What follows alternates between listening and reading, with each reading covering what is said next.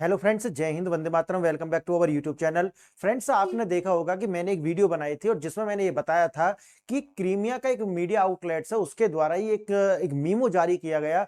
और जिस मीमो के अंदर ये बताया गया कि देखिए, अब रूस और अमेरिका के बीच में एक साझेदारी हो चुकी है और जो डी डॉलराइजेशन का जो प्रोसेस लेकर के चल रहा था ब्रिक्स, अब वो कहीं ना कहीं हैम्पर हो जाएगा, मतलब उसमें बाधा आ जाएगी, ऐसा उन्होंने कहा। और यही से मीमो जो है ब्लूमबर्ग के द्वारा इसको अपने मीडिया में स्पेस दिया गया। अब इसके बाद में आप जानते हैं कि भारत के अंदर भी जो मीडिया आउटलेट्स हैं उनका अपना कोई स्टैंड नहीं है, ना वो विचार करते हैं इस बात पर। अगर उसके बाद में क्या हुआ कि भारत की मीडिया ने ये छापना शुरू कर दिया कि देखिए, डी डॉलराइजेशन जो है अब वो एक कल्पना बनकर के रह जाएगा। कारण ये है कि रूस जैसा जो देश है वो और अमेरिका साथ आ चुके हैं और अब ये जो है हैम्पर होने वाला है। लेकिन आपको आज मैं ये बताने वाला हूं कि ये जो निराधार गलत है, ये जो खबर आई है, कौन सी खबर, कि रूस ऐसा नहीं किया है। बल्कि एक बात और मैं आपको इसमें बता दूं कि रूस के जो मीडिया है उसके द्वारा जो है इसका खंडन भी किया गया। लेकिन एक बात याद रखनी होगी इसमें कि खंडन करने में उनको लगभग 3 दिन का टाइम लग गया। यानी कि जब मीडिया रिपोर्ट छपी और मीडिया रिपोर्ट छपने के बाद में जो शेयर मार्केट पर उसका प्रभाव आना था, आप जानते होंगे कि डॉलर जो है वो स्ट्रांग हो गया और शेयर मार्केट में एक क्रैश आया। लेकिन उसके 2 दिन के बाद, आप सोचिए, क्रैश के 2 दिन के बाद जब पूरा कार्य हो चुका था, जब जाकर के रूस के जो मीडिया है उसके द्वारा कहा गया कि देखिए, ऐसा कुछ नहीं है, इस तरीका का कोई भी मीमो जो है वो नहीं है, ये तो पश्चिम की जो मीडिया है उसके द्वारा बनाया गया एक एजेंडा है।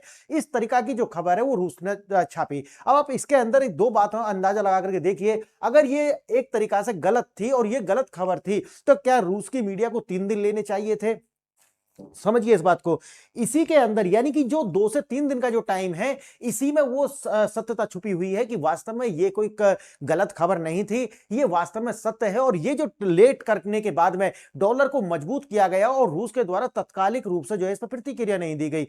आइए आज मैं आपको ये बताने वाला हूं कि ये जो सारा कार्यक्रम जो हो रहा है कि रूस जाकर के पूरी तरीका से, और इस समय एक एग्जाम्पल नहीं, मैंने 20 वीडियो कम से कम इस पर बनाई है कि देखिए, ये सारे ऐसे डेटा है, ऐसे फैक्ट हैं, ये सिद्ध करते हैं कि रूस और अमेरिका बैकडोर में एक दोनों साथ हैं और दोनों अपने अस्तित्व को बचाने के लिए अंतिम लड़ाई लड़ रहे हैं। आपने देखा होगा कि मैंने आपको एक वीडियो बनाई थी जहां पर रूस के द्वारा इन ऑर्बिट स्पाइंग एक सैटेलाइट जो है वो छोड़ी गई। और याद रखना, नाटो के जो अमेरिका को छोड़ करके नाटो के जितने भी सदस्य देश हैं उनकी जो सैटेलाइट्स हैं उनको इंटरसेप्ट किया गया है और उनका जो डेटा है वो पूरी तरीके से हैक कर लिया गया है, लेकिन अमेरिका का नहीं किया गया। अब आप सोचिए कि ऐसा क्यों हो रहा है। ये मैंने अलग से बताया था कि देखिए, ये सारा कारण ये है कि अब अमेरिका जो है, जो उन्होंने द्वारा गलती की गई थी, और गलती ये की गई थी कि उन्होंने गलत स्टेप लिया कि अब रूस, यानी कि पूरा यूरोप के जो कंट्री हैं उनको या तो ग्रीनलैंड के मुद्दे पर या फिर और भी ऐसे सारे कार्य करके उनको जो है एक ऐसा संकेत दिया गया कि अब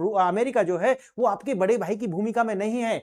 अब आप कहोगे कि यह संकेत अब क्यों दिया जा रहा है, यानी कि रूस के जो स्पाइंग करना, यह संकेत किसके द्वारा कहा गया होगा? अमेरिका के द्वारा यह कहा गया कि देखिए, अब ये हमसे दूर जा चुके हैं, ये दूर जा रहे हैं ना। अब इनको क्या करा है, रूस का जो डर बांटा गया था हमेशा अमेरिका के द्वारा, वही रूस का एक डर फिर दिखाया गया कि देखिए, अगर आप नाटो से निकल जाएंगे तो रूस आपका क्या हालत करेगा, आपकी जितनी भी सैटेलाइट्स हैं उनको सबको जो डेटा है वो लीक कर लेगा। आप देखिए, जो आपका जो सैटेलाइट्स हैं, यानी कि यूरोप की जो सैटेलाइट्स हैं वो इतनी पुरानी हो चुकी हैं कि अब उनका ऐसा नहीं कि 1-to-1 इंक्रिप्शन हो, या वो नहीं कर सकता रूस उनको। अब इतना ज्यादा खर्चा करके कि दोबारा वो सैटेलाइट्स हैं या तो उनको वहां खत्म किया जाए और एक नई तरीका की जो सैटेलाइट्स हैं वहां भेजी जाए, ये इतना अब कर ही नहीं सकता यूरोप को जो ला करके ऐसी स्थिति में खड़ा कर दिया है अमेरिका ने कि जो कहते हैं कि अगर नाटो में आपको रहना है तो 2 से लेकर के 5% अपनी जीडीपी का खर्च करना पड़ेगा आपको। अब अमेरिका यही चाहता है कि यूरोप को ऐसी स्थिति में ला करके छोड़ा है कि ना तो आप इधर के रहे हैं ना उधर के रहे हैं, और पीछे बैकडोर में दोनों के दोनों कंट्री, रूस और अमेरिका, चाहते हैं कि देखिए, 2 पोल्स थे और 2 ही पोल्स हमेशा रहने चाहिए दुनिया पर। दोनों भाई मिलकर के जो है तबाही करेंगे और दोनों साथ मिलकर के दुनिया को एक तरीका से, जो मार्को रूबियो ने बोला है ना, आपने सुना होगा, म्यूनिख के अंदर जो जर्मनी में एक सम्मेलन हुआ था एक सिक्योरिटी को लेकर के, वहां मार्को रूबियो ने क्या बोला था? मार्को रूबियो ने बोला था कि हम इस दुनिया को दोबारा जो है कॉलोनी बनाने का हमें जो है विचार करना होगा। ऐसा माहौल बनाना है कि पूरी दुनिया को जैसे हमने कॉलोनाइज किया था वैसे ही कॉलोनाइज करना है दोबारा से। आप समझिए, ये कैसे होगा? ये होगा रूस के साथ जाकर के। और रूस के भी एक मजबूरी है कि रूस ये करने के लिए अभिशप्त हो चुका है, क्योंकि बहुत लड़ लिए, बहुत कुछ देख लिया। अब जरूरत है कि दोनों को साथ आने की, और दोनों जो है अपनी सर्वाइवल की जो लड़ाई है वो लड़ रहे हैं। लेकिन आज आज आपको मैं ये भी बताने वाला हूं कि देखिए, रूस को इससे फायदा ही फायदा होने वाला है, क्योंकि अगर वो डी डॉलराइजेशन की प्रोसेस में जाता है तो ये तो हो गया उसका आइडियोलॉजिकल वार। समझ गए मेरी बात, कि आज भी वो कम्युनिज्म की लड़ाई लड़ रहा है, और अब ये जान रहे हैं कि अब कम्युनिज्म जैसा कुछ बचा ही नहीं है, और कम्युनिज्म ने दुनिया को कुछ दिया ही नहीं है। सिर्फ कम्युनिज्म एक तरीका से क्रिश्चियनिटी और इस्लाम की जो बुराई थी उनको सिर्फ ढकने का एक मार्ग माध्यम था। और ये तीसरा एक तरीका से एक बनाया गया था क्रिश्चियंस के द्वारा, कि हमारी जो बुराई है उनको ये कहेगा, क्योंकि आप जानते होंगे कि उनके किस तरह की एट्रोसिटीज रही है पूरी दुनिया में, तो उनको व्हाइट वॉश करने के लिए ही कम्युनिज्म का जो है जन्म हुआ है। और कम्युनिज्म व्हाइट वॉश कैसे करता है? वो कंफ्यूज करता है, यानी कि आदर्शवाद के सपने दिखाता है और ला करके कहां डाल देता है, जैसे चाइना, जैसा कि आपको रूस के अंदर, जैसा कि आपको नॉर्थ कोरिया के अंदर, जैसा कि आपको क्यूबा के अंदर, ऐसा आपको माहौल देगा कि आपकी जिंदगी जो है वो दूभर नरक से भी परे हो जाएगी। आइए देखते हैं, थोड़ा सा आगे देखेंगे ऊर्जा भविष्य की नई मुद्रा। आगे इसके अंदर हम ये भी देखने वाले हैं कि आज अगर रूस उसके साथ जाता भी है तो एक तीसरा जो ध्रुव है वो अब बन करके सामने आ चुका है। यानी कि आप इसे कह सकते हैं कि ये अनएक्सपेक्टेड जो था, एक नया ध्रुव जो है वो बन करके सामने आ चुका है, और उसका नाम है भारत। यानी कि रूस और अमेरिका दोनों बैकडोर में कार्य कर रहे हैं, लेकिन ये दोनों ना चाहें और चाहें भी तो कुछ नहीं कर सकते। एक तीसरा जो ध्रुव है वो उभर कर सामने आ गया है, और भारत ऐसे कैसे सामने आया है वही मैं आज आपको इसमें स्पष्ट करने वाला हूं। वैसे तो मैंने इतनी सारी वीडियो बनाई है कि देखिए, भारत को अब ना तो चीन के बस की है वो कार्य करना कि जिससे वो आगे बढ़ सके और भारत को रोक सके, ना ही अब पश्चिम के देशों के पास अब वो बचा है वही क्षमता जो है कि वो भारत को रोक सके और अपने आप को आगे बढ़ा सके, और ना ही अमेरिका के पास वो क्षमता बची हुई है कि वो भारत को रोक सके। भारत एक, सोचिए, उनके लिए एक आवश्यक है, आवश्यकता बन गई है, उनकी मजबूरी बन गई है कि दुनिया की मजबूरी है कि उसको भारत आना ही पड़ेगा। अगर आप पूरी दुनिया का जो कैपिटल फ्लो देखेंगे तो वो भारत की ओर आपको दिखाई पड़ने वाला है। अगर आप पश्चिमी मीडिया को ध्यान से देखा, थोड़ा बारीकाई से आप पढ़ेंगे तो पूरी दुनिया का जो कैपिटल फ्लो है वो भारत की ओर आपको दिखाई पड़ेगा। और अगर आपको ये सारी बातें आपको जाननी है, कितने सारे डेटा मैंने आपको दिया है, तो टेलीग्राम से जुड़ जाइए। मोर देन थाउजेंड्स वीडियो के लिंक आपको, मोर देन थाउजेंड्स जो पीडीएफ आपको वहां पर मिल जाएंगी। टेलीग्राम पर जाइए, ज्वाइन कीजिए और सारे जो वीडियोस हैं उनको एक्सेस कीजिए। आइए देखते हैं, अगर आपको देखना है कि कैपिटल फ्लो कैसे चल रहा है, पश्चिमी बैंकिंग संकट बनाम भारतीय अवसर। यानी कि आप देख रहे होंगे कि पश्चिम के अंदर आए दिन क्या हो रहा है, बैंक जो है वो शट डाउन हो रहे हैं, बिजनेस जो है उनके अंदर आप देखेंगे कि फायदा जो है नहीं। अगर आप पेपर मनी में पैसा लगाते हैं तो आज वो भी क्या बनना है, एक तरीका से आप सोचेंगे कि एक गुब्बारा जो है वो फुलाया जा रहा है, लेकिन उसके पीछे कुछ भी नहीं है। जिस दिन वो बस्ट करेगा सबके सबको लेकर के डूबने वाला है। लेकिन आप देखेंगे कि भारत के अंदर सिर्फ पेपर मनी में पैसा लगा करके नहीं पैसा छाप रहे हैं लोग, बल्कि क्या कर रहे हैं, रियल एस्टेट में भी पैसा लगा रहे हैं। आप देखेंगे कि एआई, यानी कि आने वाले भविष्य की जो टेक्नोलॉजी है, एआई हो, उसके अंदर पैसा लगा करके पैसा छाप रहे हैं लोग। क्यों? ऐसा क्यों है? क्योंकि हमारे यहाँ कंजप्शन है, इसलिए ऐसा है। हमारे यहाँ पर आने वाले 2029-30 तक आप देखेंगे कि 100 करोड़ परिवार होंगे जो कि किसके अंदर आएंगे, मध्य वर्गीय, यानी कि मिडिल क्लास के अंदर 100 करोड़ लोग होने वाले हैं। 100 करोड़ लोग मध्य परिवार के होंगे, यानी कि मिडिल क्लास के जो 100 करोड़ लोग होने वाले हैं। साथ ही साथ आप ये देखेंगे कि दुनिया के अंदर जितना भी टेक्नोलॉजी, यानी कि एआई हो या फिर सामान्य टेक्नोलॉजी की समझ और स्किल रखने वाले जो लोग हैं, उनके अंदर जो पार्टिसिपेशन है टोटल दुनिया का, उसमें से 20% भारत से आते हैं। यानी कि हमारे जो टेक्नोलॉजिकल साउंड जो जनरेशन है वो 20% हिस्सेदारी रखती है पूरी दुनिया की इस सोच में। तो आप सोचिए, भारत के अंदर क्या है, भारत के अंदर कंजप्शन है, भारत के अंदर टेक्नोलॉजी है। आज भारत की सरकारों ने 2000 आप देखेंगे कि 20 के बाद में और 2026 का ये बजट आप देखेंगे तो इसमें तो आकर के उन्होंने पूरा खोल ही दिया है कि अब चलेगा हम सिर्फ एआई पर, और एआई पर हम इन्वेस्ट करेंगे। और वो आपने होता हुआ भारत के अंदर देखा कि आप भारत के अंदर आपने देखा होगा कि कितना बड़ा एक एआई का जो समिट है वो हो रहा है। अगर कुछ नकारात्मक खबरों को छोड़ दिया जाए, क्योंकि नकारात्मक खबरें ज्यादा चलती हैं, इसलिए आपको लग रहा होगा कि वो खबरें ज्यादा दिखानी चाहिए, नहीं, हमें पॉजिटिव साइड को देखना होगा। ये नकारात्मक खबरें जो हैं वो सिर्फ और सिर्फ दूसरे लोगों को खाते में आती हैं, उनको इसे बनाने दीजिए। देखिए आगे देखेंगे, और पश्चिमी अर्थव्यवस्था बनाम भारतीय अर्थव्यवस्था। पश्चिम का अगर देखोगे, पश्चिम भी छोड़िए, आप चाइना को भी इसमें शामिल कर लीजिए, दुनिया के सारी पॉपुलेशन को इसमें शामिल कर लीजिए। आपको 2-3 वर्गों में मैं बांट करके इसे दिखाऊंगा। देखिए भारत के पास क्या है, जनसांख्यिकी लाभांश है। आगे देखिए दुनिया के पास क्या है, दुनिया के पास है वृद्ध होती जनसंख्या। लगभग आप लेबर फोर्स का पार्टिसिपेशन अगर दुनिया में देखेंगे तो यूके हो, यूएसए हो, या फिर चाइना हो, जापान हो, ये ना, इनका क्या है एवरेज बता रहा हूं मैं आपको, एवरेज मोर देन 39 प्लस, 40, 42, 43, 44, 49 तक भी जाता है। आप सोचिए कि अगर इस तरीका का लेबर फोर्स है, यानी कि कार्यशील जनसंख्या की औसत एज अगर ये है, तो उस देश के अंदर जो प्रोडक्शन करना पहली बात तो कितना स्लो होगा, कितना, क्योंकि एज जब ये होती है तो आपकी एफिशिएंसी आ नहीं पाती, और एफिशिएंसी जो होगी वो आपको क्या करेगी, प्रोडक्शन पर असर डालेगी, तो कोस्ट जो है वो इंक्रीज हो जाने वाली है। अब आपके मन में आएगा कि देखिए अब लेबर तो ज्यादा काम करेगी नहीं, अब तो एआई चाहिए। देखिए एआई सारा काम नहीं करेगी, एआई को भी ड्रिवन करने के लिए लोगों की आवश्यकता पड़ेगी।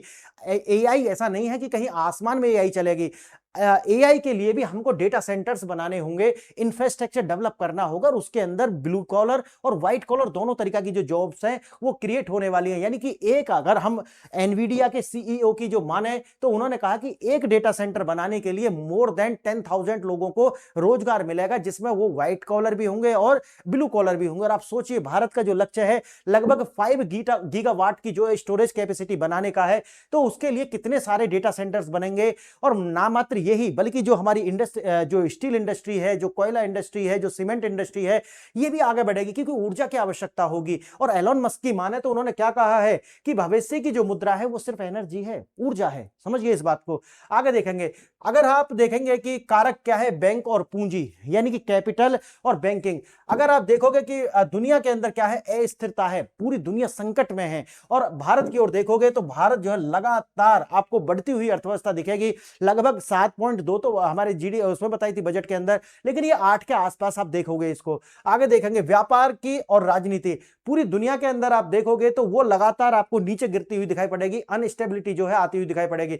लेकिन भारत में अगर आप देखोगे तो हमारी अर्थव्यवस्था, हमारा पॉलिटिकल स्टेबिलिटी आपको ऊपर जाती हुई दिखाई पड़ेगी। तो भारत के साथ ये सबसे बड़ी एक पॉजिटिव साइन है। अब देखिए ये सारे के सारे जो पश्चिम के देश हैं वो भारत की ओर आ रहे हैं। ये आने का कारण क्या है, मैंने देखो बहुत सारी वीडियो में बताया है। इसके आने का कारण है सर्वाइवल की लड़ाई लड़ना है, या तो वहां के यूनिवर्सिटीज हो, या तो वहां के स्टार्टअप्स हो, या तो वहां का बैंकिंग सेक्टर हो, कोई भी हो। देखो व्यापार करने के लिए व्यापारी को क्या चाहिए, कंजप्शन चाहिए, और क्या चाहिए, मनी चाहिए, लैंड चाहिए। तो एनसीईआरटी में आपने पढ़ा होगा कारक ऑफ द बिजनेस क्या होते हैं, इंडस्ट्रियलाइजेशन के लिए क्या क्या चाहिए। तो ये सारे के सारे कारक भारत के अंदर अवेलेबल हैं। आप पश्चिम हो या फिर चाइना के अंदर जाने के बाद आप ये देखोगे कि कंजप्शन लगातार गिर रहा है। एक वीडियो में लेकर के आऊंगा कि किस तरीका से एक नासा का जो डेटा है, लगभग 25 साल तक उन्होंने इस डेटा को जो है एक एनालिसिस किया, और वो डेटा जारी किया है कि चाइना जो बताता है और जो चाइना का वास्तव में है उसमें लगभग 33% का अंतर है। इसका मतलब यह है कि चाइना की जो असलियत जीडीपी जो 18 से 20 ट्रिलियन दिखाते हैं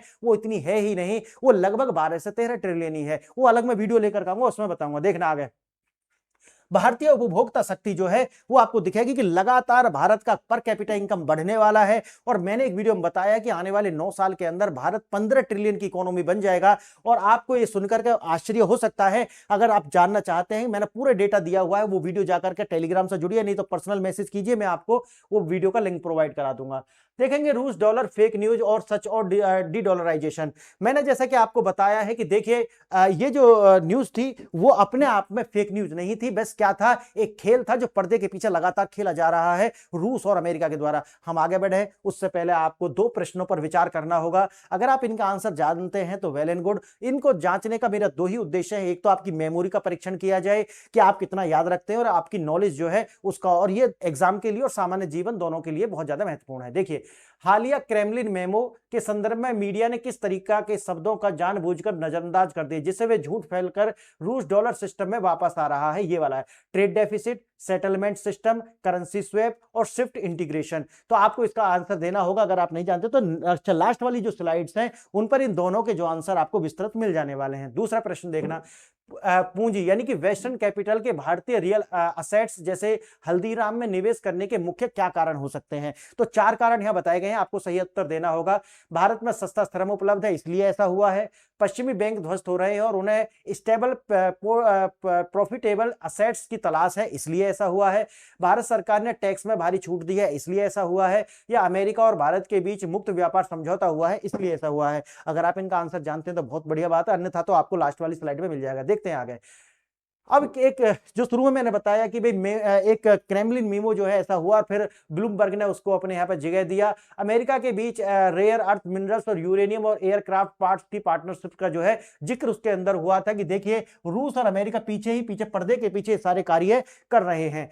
अब इससे होता क्या है, मीडिया ने ये जो हेडलाइन बनाई कि रसिया रिटर्न्स टू डॉलर, यानी कि रसिया जो है रिटर्न्स कर चुका है डॉलर के अंदर, जिससे डॉलर जो है वो लगातार मजबूत होता रहा। और ये जो डॉलर मजबूत हुआ, रूस इसको चुपचाप बैठ करके देखता रहा। आप मुझे बताइए, सूचना के युग में क्या 3 दिन का टाइम लगता है क्या आपको ये क्लैरिफाई करने में कि नहीं ये खबर झूठी है या फेक न्यूज है? नहीं, आप 3 दिन के बाद करते हैं, इससे ये पुख्ता हो जाता है कि नहीं इसमें आपकी साजिश है। ये रूस को एक्सेप्ट करना पड़ेगा। आगे देखेंगे, अमेरिका के साथ व्यापार डॉलर में हो सकता है, लेकिन इसका अर्थ यह नहीं है कि डी डॉलराइजेशन रुक गया है, जो मैंने आपको शुरू में बता दिया है। क्यों नहीं रुका है? क्योंकि कैपिटल फ्लो लगातार भारत की ओर हो रहा है। रूस रहे या ना रहे, लेकिन भारत जो है वो अब एक तीसरा पोल बनकर के उभर रहा है। और चाइना को मैं गिनती में क्यों नहीं ले रहा हूं, वो आपको इसी लेक्चर से जो है वो कंप्लीट हो चुका होगा। नहीं तो मैं अभी बता देता हूं, चाइना के पास अब जो है डूबती हुई अर्थव्यवस्था है। नासा का जो 25 साल का जो डेटा एनालिसिस है वो है, और वास्तव में जो चाइना है वो अमीर होने से पहले ही जो उसकी जनरेशन है वो बूढ़ी हो चुकी है, यानी कि अपने आप में एजिंग पॉपुलेशन उसके पास है, जहां कंजप्शन नहीं होगा, जहां वर्कफोर्स का जो औसत उम्र है वो लगभग 40 वर्ष होगी। आप मुझे बताइए कि ऐसा देश जहां पर पॉलिटिकल जो स्टेबिलिटी है वो आपको कभी भी कोलैप्स कर सकती है, जहां पर डेमोक्रेटिक वैल्यूज नहीं है, जहां पर नेटिव इंग्लिश जो स्पीकिंग जो लोग हैं वो नहीं है, जहां पर पूरा जो मामला है वो चुराया हुआ है, और पूरी दुनिया के अंदर जिसकी जो अपनी इमेज है उसको दांव पर लगाया हुआ है। यानी कि रूस चाइना का नाम आते ही दुनिया के एकदम मन में क्या आता है बताइए मुझे? जैसे चाइना का सामान कहेंगे कि चलेगा तो शाम तक, नहीं तो फिर चांद तक, नहीं भैया ऐसा ही है चाइना का। तो आप जैसे ही बात करते हैं चाइना के पॉलिटिक्स की, तुरंत मन में आता है कि अरे क्या है देश यार, अपने लोगों को बोलने ही नहीं देता है, लोगों को एक तरीका से गुलाम बना कर रखा गया है। आप या तो नॉर्थ कोरिया या तो चाइना, दोनों की सेम ही कंडीशन देखेंगे कि ऐसे पैसा ऐसी अमीरी का क्या करेंगे जहां लोगों को बोलने ही नहीं दिया जाता। तो पूरी दुनिया में ये जो छवि है ये चाइना की बनी हुई है। तो इसीलिए मैं चाइना को नहीं ले रहा हूं, बहुत सारे कारण है उसका। आगे देख, और आने वाले समय में अब 10 साल में देखोगे कि भारत जो है वो 15 ट्रिलियन की इकोनॉमी बनेगा, और अगर हम नासा का डेटा देखें तो लगभग 13 ट्रिलियन की अभी जो इकोनॉमी है चाइना, और ये घट करके आपको 6, 7, 8 ट्रिलियन पर नजर आएगी। कारण क्या है? कारण है एक तो अमेरिका रूस के पीछे जो जिस तरीका से चल रहा है, वो दोनों के दोनों मिलकर के इस चाइना को ही बैलेंस करने वाले हैं। और जिस तरीका से चाइना की जो मोनोपोली है क्रिटिकल अर्थ मिनरल्स के ऊपर हो, या फिर जो सप्लाई चेन में जहां वो वर्चस्व रखता है, अब पूरे दुनिया की चाहे भारत और अमेरिका साथ खासकर ये उस टेक्नोलॉजी पे काम कर रहे हैं कि चाइना जो है वो बिल्कुल अलग थलग पड़ जाने वाला है। और याद रखना एक बात आप और भी, कि चाइना जो आपको लगता होगा कि चाइना जो है चिप निर्माण कर रहा है, चाइना ये कर रहा है, क्योंकि चाइना ने जो है भारत सहित पूरी दुनिया की जो मीडिया है उसके ऊपर बहुत मोटा पैसा खर्च किया हुआ है, ये भी मत भूलना। याद रखना कि चाइना की जो पॉजिटिव खबर होती है उनको बढ़ा चढ़ाकर दिखाया जाएगा, लेकिन जब नकारात्मक खबर आती है तो उनको जो है दबा लिया जाता है हमारे इसी सोशल मीडिया, सोशल इन्फ्लुएंसर्स और इस जो मेन स्ट्रीम मीडिया है इसके द्वारा, और ऐसा ही पूरे विश्व के अंदर होता है। तो चाइना जो है और जो इमेज बनाई गई है वो बिल्कुल अलग है, एक अलग तरीका का जो गेम है वो चाइना के द्वारा खेला जा रहा है। उससे किसी और में भी बात करेंगे। देखिए, payment system return to the settlement system जो है वो आ चुका है। डी डॉलराइजेशन का मतलब अलग अलग पेमेंट सिस्टम है, और जैसे कि मैंने बताया कि अब ये रुकने वाला नहीं है। ब्रिक्स सम्मेलन होगा, और चाइना आज अपनी जान बचाने के लिए या कहिए कि अपने अस्तित्व की लड़ाई लड़ रहा है, वो भारत से लैंड डिस्प्यूट छोड़ करके अब वो अपना, क्योंकि याद रखना कि चाइना तब तक ही स्टेबल है जब तक वो ये हवा बना करके रखेगा कि चाइना जो है लगातार आगे बढ़ रहा है, चाइना बूम कर रहा है, चाइना ग्रो कर रहा है, चाइना जैसा कोई शक्तिशाली देश दुनिया में नहीं है। जब तक ये है ना तभी तक वो स्टेबल है। जिस दिन ये खत्म होगा उनके ही लोग इनको उतार करके फेंक देंगे, क्योंकि आजादी बहुत बड़ी चीज है, याद रखना इस बात को। व्यापार जारी रहेगा, अमेरिका धरती से गायब नहीं हो रहा है, उसके साथ डॉलर में ट्रेड करना सामान्य है। देखिए, हम भी इस बात को कहते रहे और आरबीआई भी हमेशा इस बात को कहती रही है कि हम डी डॉलराइजेशन नहीं कर रहे हैं, हम डाइवर्जेशन कर रहे हैं, यानी कि पेमेंट सिस्टम जो होंगे उनको अलग कर रहे हैं, उनको ज्यादा से ज्यादा विकल्प हो, और साथ ही साथ रुपए के अंदर ज्यादा ग्लोबल ट्रेड हो। यह भारत का स्टैंड रहा है कि अगर इसमें डी डॉलराइजेशन हो जाता है तो वो हमारी गलती नहीं है, हमारा इंटेंशन वो नहीं है। आगे देखेंगे, असली सवाल, मैं अमेरिका के साथ डॉलर में ट्रेड करूंगा यह है, पर ठीक है, पर अपने पड़ोसी देशों के साथ डॉलर में क्यों करूं? यह बहुत बड़ी बात है कि देखिए, अगर जहां जरूरत पड़ती है, अगर डॉलर है तो उसका मजबूरी है। अगर ऐसा है कि हम अपनी करेंसीज में कर सकते हैं, लोकल करेंसी में व्यापार, तो बिल्कुल हमें करना चाहिए। और इससे हम ना सिर्फ डॉलर को बल्कि जो उनकी मैसेजिंग सिस्टम है स्विफ्ट प्रणाली उसको भी चैलेंज देते हैं। अगर ये दोनों टूटते हैं तो अमेरिका का जो फाइनेंशियल इकोसिस्टम है वो टूटेगा, और जैसे ही फाइनेंशियल इकोसिस्टम टूटेगा तो पूरी दुनिया के अंदर अस्थिरता पैदा करने वाला जो उनका डीप स्टेट है उसकी कमर अपने आप टूट जाएगी। तो सबसे जो बड़ी बात है ना कि वो है डीप स्टेट, जो पूरी दुनिया में एक डिस्टेबलाइज करने की जो क्षमता रखता है। और मार्को रूबियो के जो भाषण है उसे जोड़ करके आप देखोगे तो बिल्कुल आपको समझ में आ जाएगी कि पूरी दुनिया में अमेरिका ने क्या किया है।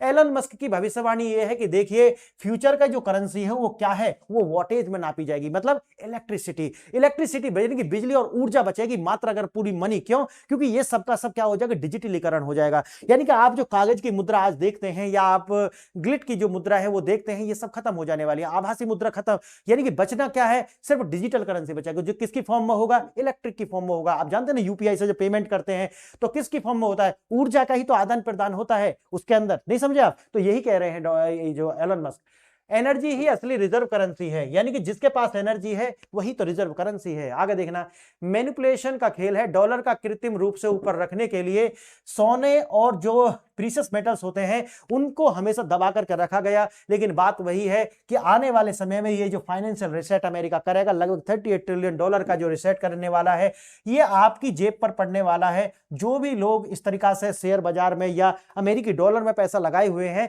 मुनाफा तो होगा, याद रखना इस बात को। लेकिन वही होता है, आप जानते होंगे इकोनॉमिक्स का एक सिद्धांत है कि जितना रिस्क उतना ही ज्यादा प्रॉफिट, बस यही है उनका रेशो होता है अपने आप में।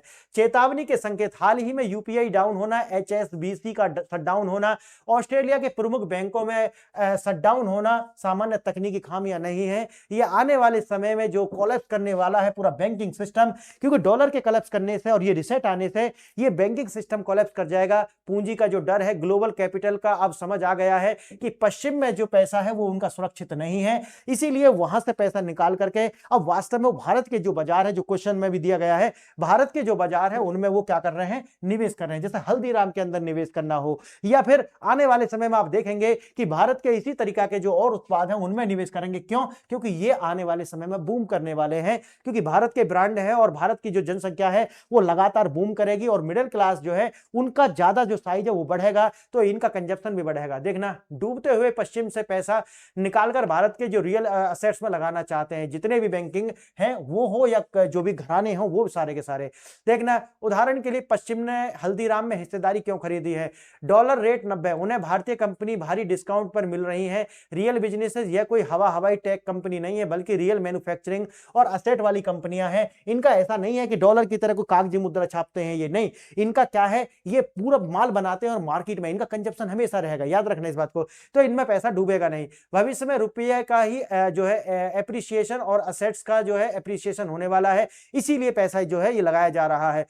अब पश्चिम का जो एक्सपर्ट्स है उनका यह है कि उन्हें लगता है कि पुतिन जो है मुख्य विलेन है, लेकिन असली पार्टनर शी जिनपिंग और भारत थे। आगे देखना, चीन दुनिया का सबसे बड़ा एक्सपोर्टर है, जब तक चीन अपना एक्सपोर्ट से एशिया और ग्लोबल साउथ की तरफ डाइवर्ट नहीं करता तब तक डी डॉलराइजेशन संभव नहीं है। और ये देखिए, ये जो ग्लोबल साउथ की बात है ये चाइना की तो मजबूरी है, चाइना इसमें असली प्लेयर नहीं है। फिर मैं आपको बता देता हूं, चाइना तो उनको एक बाजार की तरह देखता है, असली गेम है भारत के साथ में।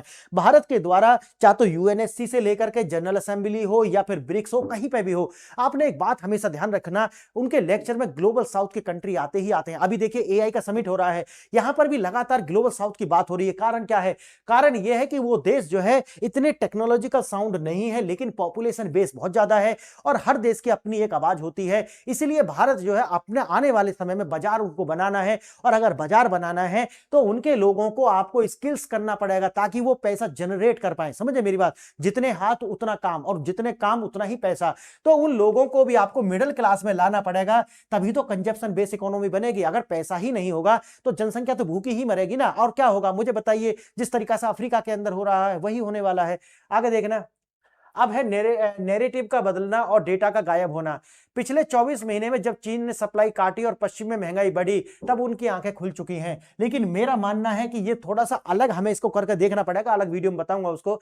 अचानक क्लाइमेट चेंज, लेबर अब्यूज और एंटी चाइना रिपोर्ट जो है मीडिया में और इंटरनेट से गायब होने लगी हैं। और ये कारण ये नहीं है, याद रखना, कारण ये वाला नहीं है। कारण ये है कि चाइना के द्वारा अमेरिका की हो या फिर पश्चिम की जो मीडिया है उसको खरीद लिया गया है, क्योंकि वो सारी की सारी जो मीडिया है, कैपिटलिज्म का एक ही बुराई है, याद रखना, कैपिटलिज्म की एक बुराई है, वो है उनका पूरी तरीका से बिका हुआ होना। पैसे के लिए कुछ भी करेगा, याद रखना, नेशनलिज्म को भी दबा देगा।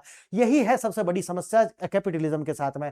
और ये क्या करते हैं कि अपने देश की जो नेगेटिव छवि बनाने के लिए अगर पैसा देता है चाइना तो ये करते हैं, यही है इनका बिजनेस ही यही है। आगे देखना, यूरोप का यूटर्न। अब यूरोपीय नेता मान रहे हैं कि हमने ज्यादा हार्ड वर्क नहीं किया, अब उन्हें करेंसी छापने की बजाय रियल प्रोडक्ट बनाने होंगे।